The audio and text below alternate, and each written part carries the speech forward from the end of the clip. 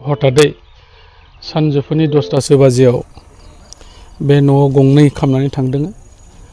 आरो दाखालि जिहेतुके आङो एक सप्ता गुबुनावहाय आं बेस्थ' दङमोन गैयामोन जायगायाव थेवब्लाबो जोंनि दोलोनि जाय बिबानगिरि बिथांमोना रायजो राजाफोरखौ लानानै बेयाव नायफैदों आरो सावरायलायदों आथिखालाव जोङो फरेस्ट डिपार्टमेन्टजों लोगोसेयै जोङो सिभिल एसडिअ बिथांमोनजोंबो जगाजग खालामबाय थादों आरो दासिमहालागै न'खरनि गारजेना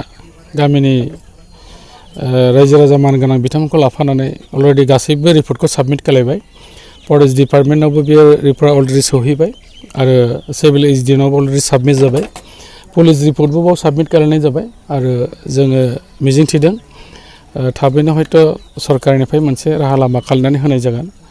आरो नुबाय गोबां खहा जादों बे न'खरा गावनि न'खरखौ मोजाङै खुंलांनांगौनि सार्थआव जे न'खरनि जाय आइजो दंमोन बिथाङा जि दानानैबो फाननानै न'खरखौ खांनो थाखाय जोबोद नाजादोंमोन दा बेवहाय मिथिनो मोननाय मथेब्ला गोबां जि दाखानानै दोननाय फानहरनो मोनथ'वाखैमोन बुरजाथार खालामनानै जोबोद नस्थ' जाबाय दा मिजिंथिदों उनहालागै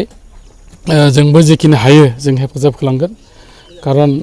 जोंनि बेबायदि दुखु जानाय समाव जोङो बयबो आवगायबोनांगौ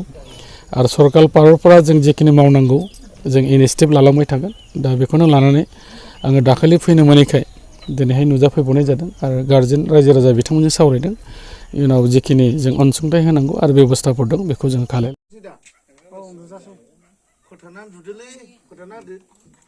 बेनि नामै नंखा आंनि बुरिनि नामैसोमोन बेनो गैयिखाय अननानै हरग्रोदों आं बेनो बे बिफा जाहैबाय औ आं जाबाय बिफा नालाय बेहा गैखा नालाय जोङो मानसिया मादों जास्ट खोथा बाथ्रा एबा हेफाजाब होगोन बेल'सो